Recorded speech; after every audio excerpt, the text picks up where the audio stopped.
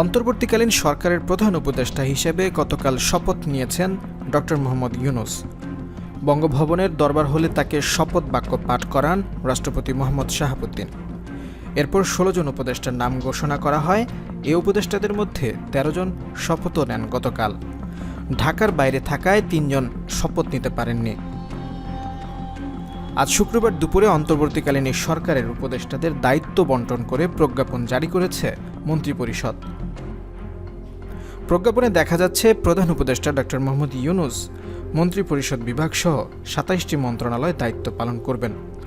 এই মন্ত্রণালয়গুলো হচ্ছে মন্ত্রিপরিষদ বিভাগ, প্রতিরক্ষা মন্ত্রণালয়, সশস্ত্র বাহিনী, শিক্ষা মন্ত্রণালয়, সড়ক পরিবহন ও সেতু মন্ত্রণালয়, খাদ্য মন্ত্রণালয়, গৃহায়ন ও গণপূর্ত মন্ত্রণালয়, ভূমি মন্ত্রণালয়, বস্ত্র ও পাট মন্ত্রণালয়, কৃষি মন্ত্রণালয়, বিজ্ঞান ও প্রযুক্তি মন্ত্রণালয়, রেলপথ মন্ত্রণালয়, জনপ্রশাসন মন্ত্রণালয়, বিদ্যুৎ, জ্বালানি ও খনিজ সম্পদ মন্ত্রণালয়, নৌপরিবহন মন্ত্রণালয়, পানি সম্পদ মন্ত্রণালয়, মহিলা ও শিশু বিষয়ক মন্ত্রণালয়, দুর্যোগ ব্যবস্থাপনা ও ত্রাণ মন্ত্রণালয়, তথ্য ও সম্প্রচার মন্ত্রণালয়, প্রবাসী কল্যাণ ও বৈদেশিক কর্মসংস্থান মন্ত্রণালয়, বাণিজ্য মন্ত্রণালয়, শ্রম ও কর্মসংস্থান মন্ত্রণালয়, সংস্কৃতি বিষয়ক মন্ত্রণালয়, বেসামরিক বিমান পরিবহন ও পর্যটন মন্ত্রণালয়, মুক্তিযুদ্ধ বিষয়ক মন্ত্রণালয়, পার্বত্য চট্টগ্রাম বিষয়ক মন্ত্রণালয়, প্রাথমিক ও গণশিক্ষা মন্ত্রণালয়।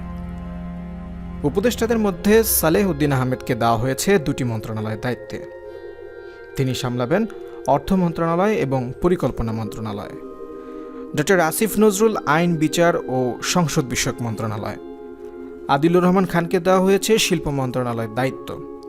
স্থানীয় সরকার, পল্লী উন্নয়ন ও সমবায় মন্ত্রণালয়ের দায়িত্ব পেয়েছেন হাসান আরিফ। মোহাম্মদ তৌহিদ হোসেন পেয়েছেন পররাষ্ট্র মন্ত্রণালয়। সৈয়দা রিজওয়ানা হাসান পরিবেশ, বন ও জলবায়ু পরিবর্তন মন্ত্রণালয়। শারমিন এস মুর্শিদ সমাজ কল্যাণ মন্ত্রণালয়। ব্রিগেডিয়ার জেনারেল অবসরপ্রাপ্ত ডক্টর এম সাখাওয়াত হোসেন স্বরাষ্ট্র মন্ত্রণালয়। ডক্টর আ.ফ.ম. খালিদ হোসেন ধর্ম বিষয়ক মন্ত্রণালয়। ফরিদা আক্তার মৎস্য ও প্রাণী সম্পদ মন্ত্রণালয়। নূরজাহান বেগম স্বাস্থ্য ও পরিবার কল্যাণ মন্ত্রণালয়। বৈষম্য বিরোধী ছাত্র আন্দোলনের সমন্বয়ক নাহিদ ইসলামকে দেওয়া হয়েছে ডাক, টেলিযোগাযোগ ও তথ্য প্রযুক্তি মন্ত্রণালয়ের দায়িত্ব এবং আরেক সমন্বয়ক আসিফ মাহমুদ সজীব ভুঁইয়াকে দেওয়া হয়েছে যুব ও ক্রীড়া মন্ত্রণালয়ের দায়িত্ব।